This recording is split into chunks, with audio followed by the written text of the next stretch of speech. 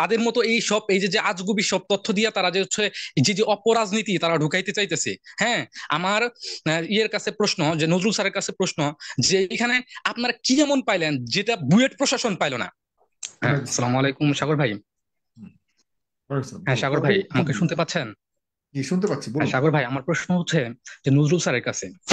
তো হুম, দেখেন যে আমাদের এই আলোচনা সমালোচনা, বুয়েট কেন্দ্রিক আলোচনা সমালোচনার ক্ষেত্রে যে বিষয়টা আমরা বারবার দেখতে পাই বা যে আলোচনাটা সব সময় উঠে আসে, সেটা হচ্ছে কি, বুয়েট গতানুগতিক দেশের যে বিশ্ববিদ্যালয়গুলো আছে হুম, সেগুলোর থেকে হচ্ছে আলাদা, এবং কি জি। সেগুলোর থেকে হচ্ছে আলাদা। এর মানে হচ্ছে কি, বুয়েটের যেসব শিক্ষার্থী।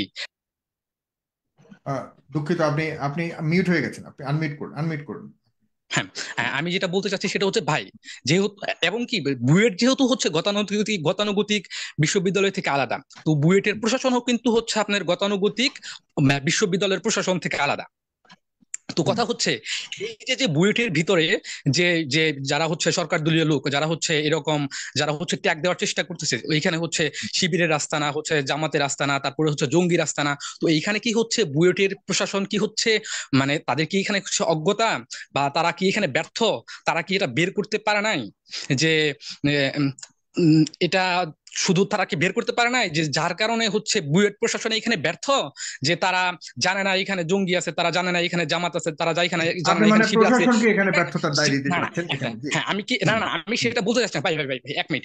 আমি বললাম যে তারা কি এখানে ব্যর্থ, যে যার কারণে যে হচ্ছে ছাত্রলীগকে আসতে হচ্ছে, সরকার দলীয় অভিভাবককে আসতে হচ্ছে বুয়েটের খোঁজ খবর রাখার জন্য।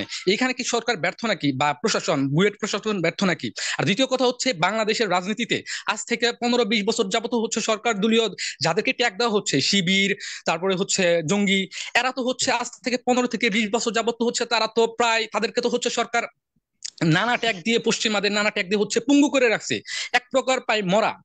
তো হুম, তাদের মতো লোক, বা তাদের মতো এই সব এই যে যে আজগুবি সব তথ্য দিয়ে তারা যে হচ্ছে যে যে অপরাজনীতি তারা ঢুকাইতে চাইতেছে। হ্যাঁ, আমার ইয়ের কাছে প্রশ্ন, যে নজরুল স্যারের কাছে প্রশ্ন, যে এখানে আপনারা কি এমন পাইলেন যেটা বুয়েট প্রশাসন পাইলো না?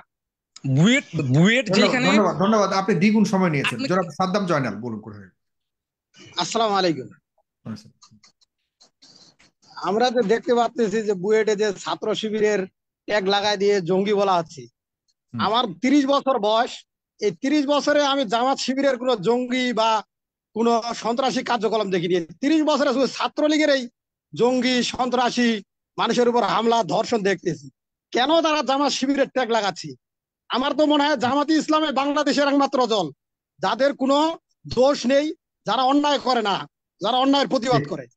জি জি, ধন্যবাদ আপনাকে। জনাব এমডি জুবাইর শুনতে পাচ্ছেন?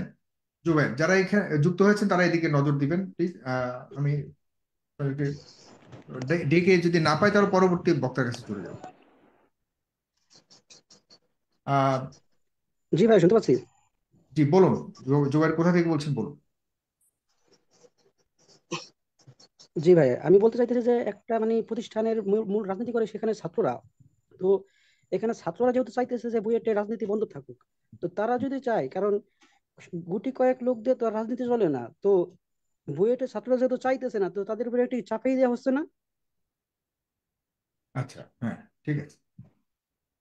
আহ এমডি জাবের শুনতে পাচ্ছেন? এমডি জাবের, জাবের নামক একজন আছেন।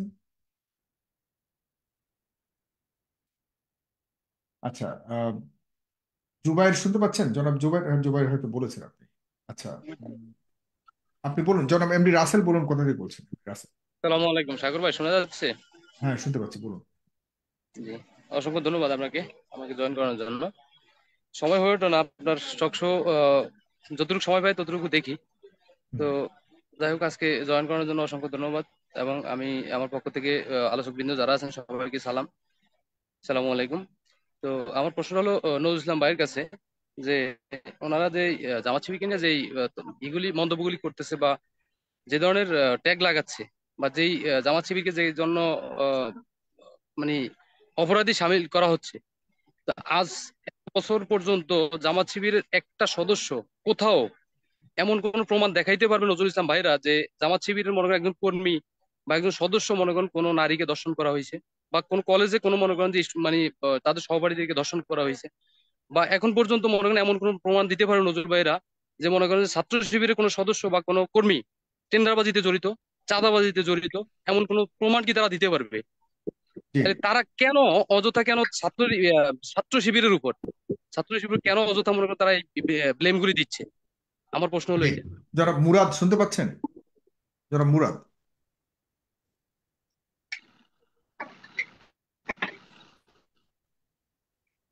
জাবের নামক একজন যুক্ত হয়েছেন। তাইফুল বলুন, ভাই তাইফুল কোথা থেকে বলছেন? ইনি জনাব তাইফুল। চাপাতা। আসসালামু আলাইকুম। আমার কি শোনা যায় সাগর বাবু? জি শুনতে পাচ্ছি, বলুন কোথা থেকে বলছেন বলুন।